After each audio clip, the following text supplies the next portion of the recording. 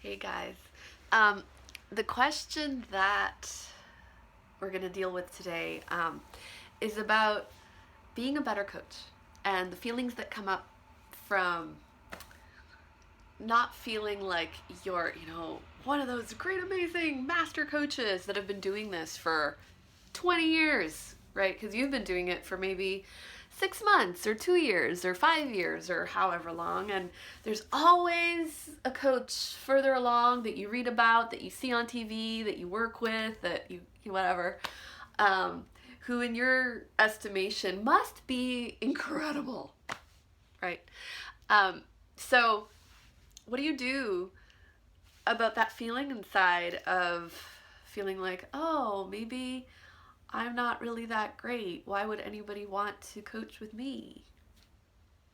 Why don't I just send them off to go coach with Steve Chandler or with Rich or Steve Hardison? Why would anyone want to work with me? Why don't I just send everyone to Steve Hardison? Right? He's amazing.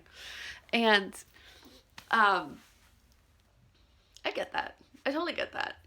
And I got to tell you, at some point, each one of those coaches who you look up to and think is better than you has been a first time beginner coach who's just trying to figure out which way is up.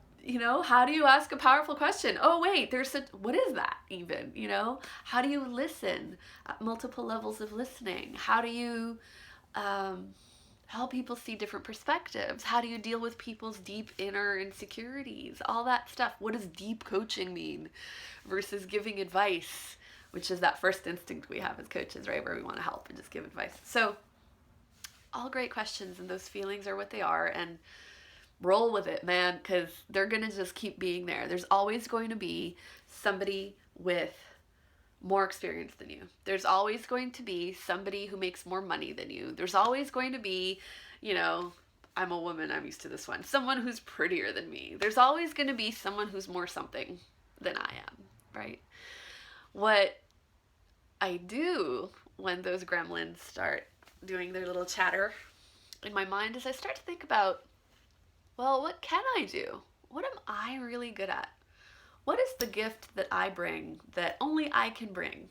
What is the thing that I stand for so passionately that it doesn't matter how much experience or whatnot, no one in the world is as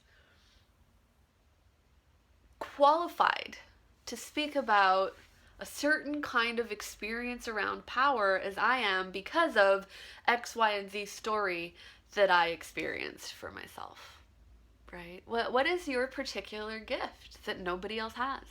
That's what people are going to come to you for. That's what's going to draw them to you. So, Helen, I know you have an incredible gift that no one I know has.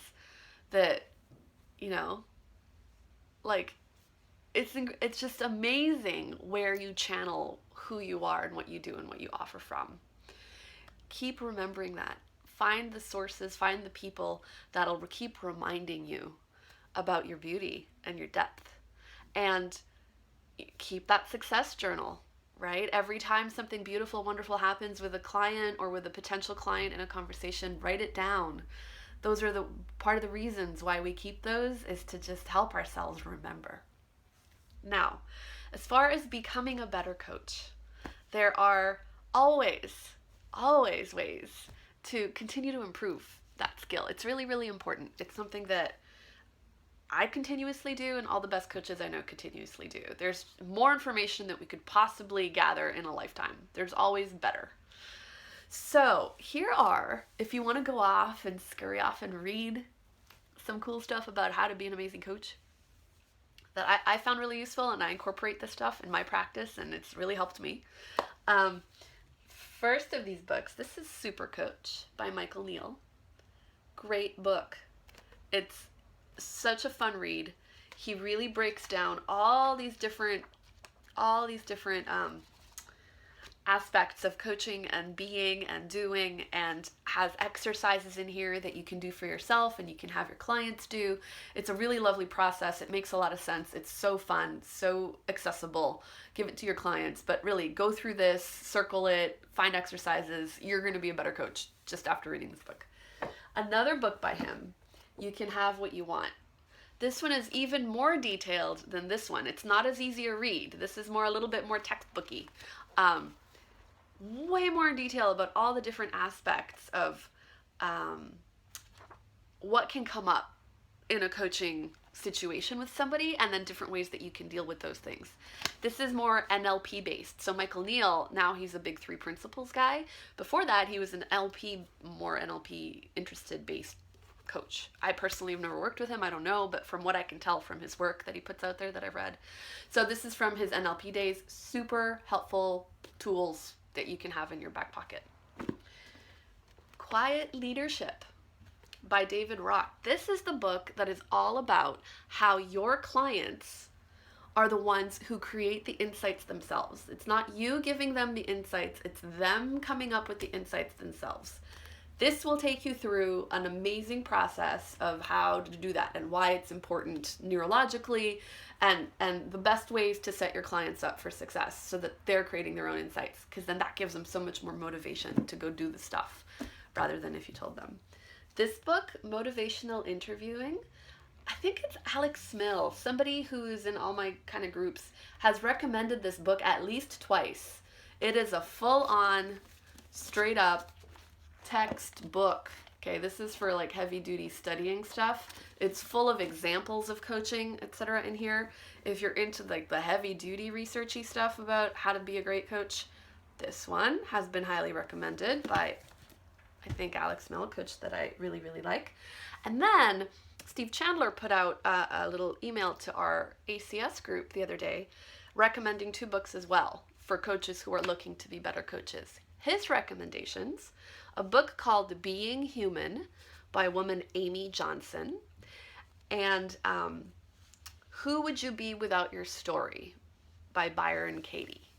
So Byron Katie, you might already know, she has these 4 questions, in-depth stuff. Who would you be without your story? And then Being Human by Amy Johnson. And he likes these 2 particularly well because they have examples of coaching conversations in there, like scripts of like, not what you should say, but examples, like written word by word dialogue. You know, the client says this, coach says this, client says this, coach says this. So you can really see how it all unfolds, right? And how you could put into practice the stuff that they talk about in the books. There's a bunch of stuff for you. And if you read every single one of these books, plus the other 2, and then a bunch more, I mean, I have bookshelves of books, right? And don't go out there and coach, you're still not going to get any better. The number one thing you can do to become a better coach is to coach. With my apprentices, I have them send me reports with all of their coaching conversations. What are their insights that they had themselves about what worked and what they could do better next time? Where can you leave more space? Where did they hurry? Where were they scared to say what they really thought? How did they go in too hard and scare the person off? All sorts of stuff like that. The only way you can become a better coach is to coach.